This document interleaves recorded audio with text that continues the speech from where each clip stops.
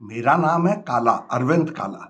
मैं दिल्ली का बाशिंदा हूँ, लेकिन हर साल इसी महीने मैं दिल्ली से बेघर हो जाता हूँ। बेघर इस तरह से हो जाता हूँ कि वहाँ का जाड़ा है, वो मैं बर्दाश्त ही नहीं कर पाता और मुझे हर वक़्त ऐसा लगने लगता है दिसंबर में और जनवरी में, फरवरी में, मार्च में भी, जैसे मेरे चमड़ी में कीड़े दौड़ रहे हैं। तो मैं अपनी बीवी का बहुत सर खाता हूँ, यार मैं ये क्या, मैं जाड़ा आ जाए तो वो कहती है ये दफ़ा हो जा तू यहाँ से।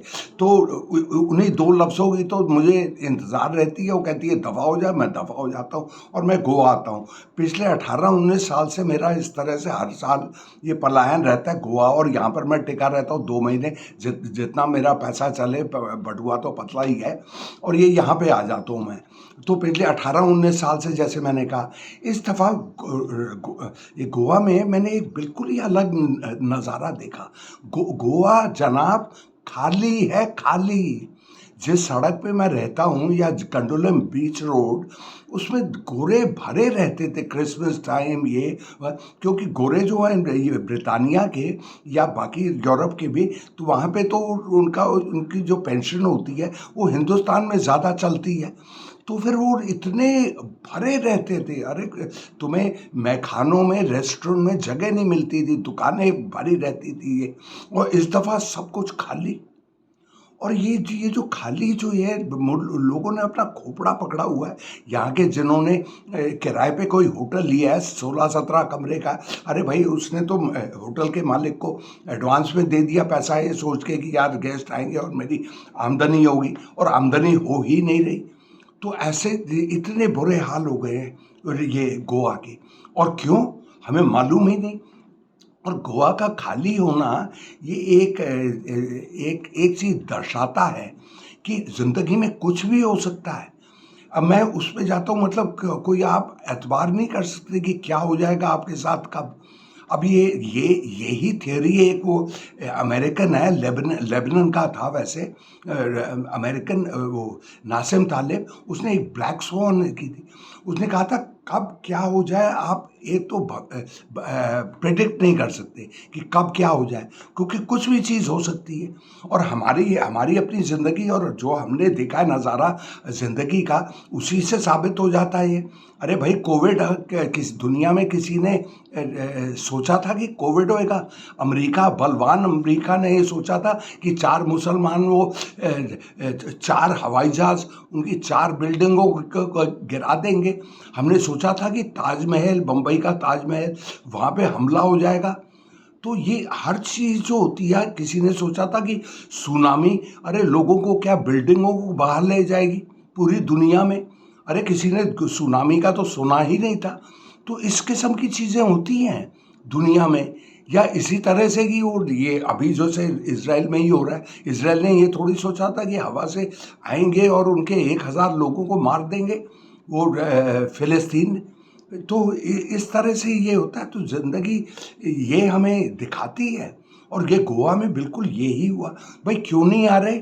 अच्छा, कुछ तो हम अनुमान लगा सकते हैं, लेकिन बिल्कुल ही गायब हो गए। तो ये है। अब ये भी एक सवाल उठता है, अरे भाई गायब इस साल है, कभी लौटेंगे या नहीं लौटेंगे? उसमें भी एक वो एक जिसको कहते हैं प्रश्न चिन्ह है कि आपको मालूम ही नहीं, क्या कभी भी कुछ हो सकता है।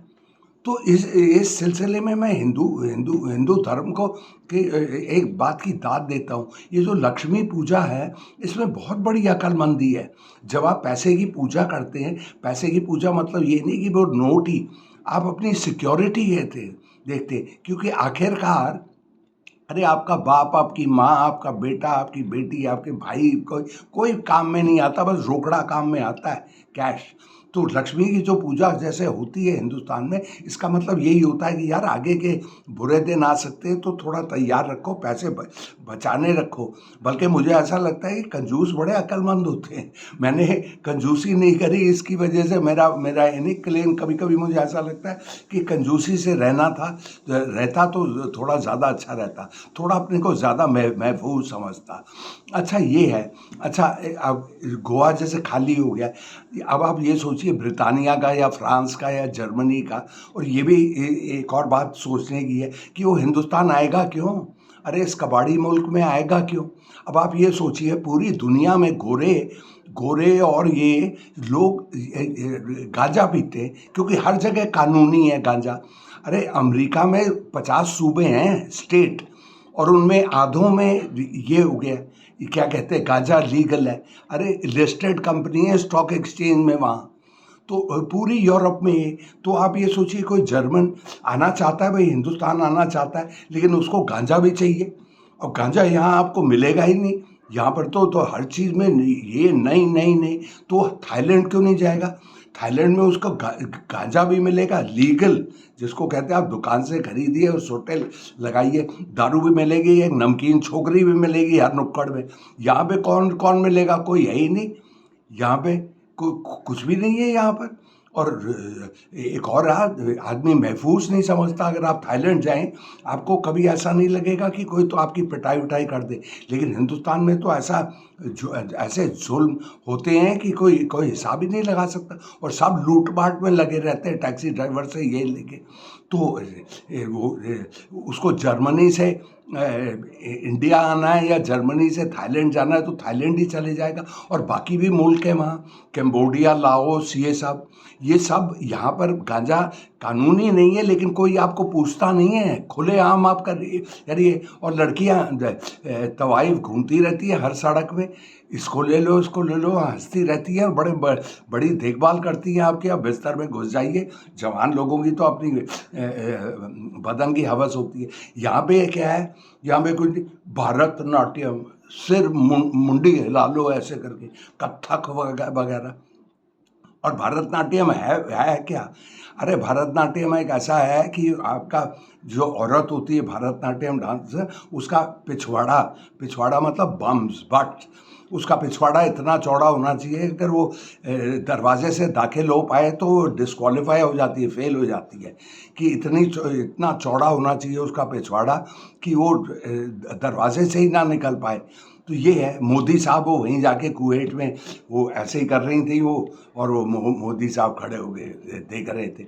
तो ये इसमें किसको इंटरेस्ट है यार? लोगों को दारू चाहिए, लोगों को चरस चाहिए, लोगों को इस किस्म की चीज़ें चाहिए जो यहाँ पे नसीब ही नहीं।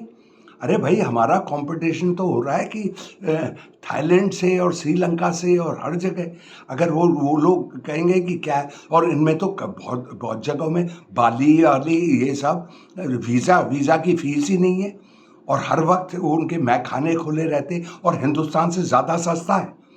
तो हिंदुस्तानी भी इस दफ़ा मैंने देखा कि हिंदुस्तानी भी नहीं आते यहाँ पर, क्योंकि वो सीधे वो हिमालय के ऊपर से वो उज़्बेकिस्तान, ताजिकिस्तान यहाँ जाते हैं, वहाँ पे भी छोकरियाँ मिल जाती है, दारू मिल जाती है, हर चीज़, साफ सफाई सब कुछ।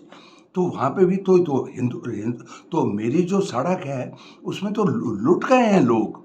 भाई ना आपका हिंदुस्तानी है ना ये है, और ये है ही सैलानियों का की जन्नत जो मानी जाती थी। 18 साल 19 साल से तो मैंने ये देखा है, और अब देख रहा हूँ कि कोई है ही नहीं। अरे ऐसे सर पकड़े बैठे हुए हैं, सारा बेचारे वेटर, ये वो सोच हर आदमी को आगे अपनी नौकरी की फिक्र रहती है कि क्या करेगा, अगर मालिक की आमदनी नहीं होगी वो वेटर को क्या रखेगा। और वेटर बहुत होते हैं यहाँ, क्योंकि हर जगह रेस्टोरेंट है, हर जगह हर रेस्टोरेंट में खाना है। आप ये सोचिए, मेरी सड़क पे सबसे जो एक होती 4-5 दिन पहले, वो एक दिन वो उसने बंद ही कर दिया, दिन में दोपहर में लोग आते नहीं, और अगर वो खुला रखे तो उसके ज़्यादा नुकसान हो, तो उसने बंद ही कर दिया 2-4 दिन के लिए, इस तरह से कि कोई आ ही नहीं रहा। तो ये हाल है।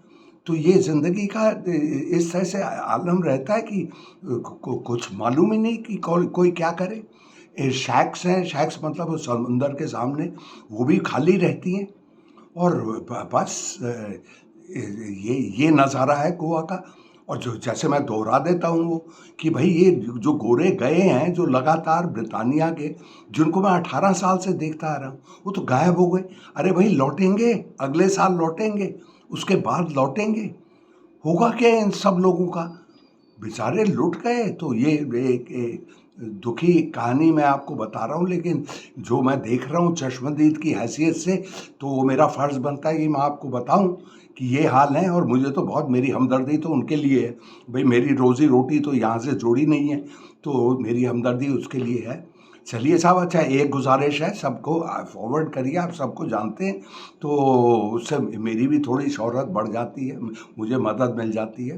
तो मेरे खुदा हाफिज़ कहने का टाइम हो गया, तो मैं रुखसत होता हूँ। खुदा हाफिज़।